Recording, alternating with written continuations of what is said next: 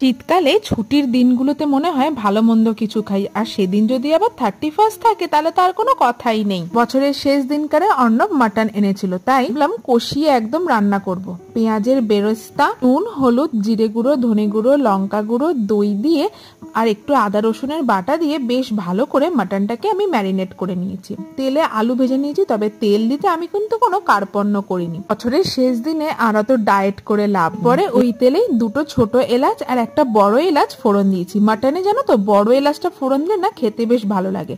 পেঁয়াজটা দিয়েছি, পেঁয়াজটা গোলাপি মতো রং ধরে গেলে ম্যারিনেট করা মাটনটা দিয়ে এবার কাজ হচ্ছে শুধুমাত্র কষানো। জানো তো মাটন যত কষিয়ে রান্না করবে না খেতে তত ভালো লাগবে। বেশ খানিকটা কষে গেলে আমি ভেজে রাখা আলুগুলো দিয়ে দিয়েছি, আর দেখলে কেমন তেলটা মশলা থেকে পুরো ছেড়ে এসেছে। দিল্লিতে যে দোকান থেকে অর্ণব মাটন আনে এত ভালো হয় না, প্রেসার কুকারে দিতেই হয় না, কড়াইতেই একদম সিদ্ধ হয়ে যায়। এই যে লাল লাল মটন কষা একদম রেডি।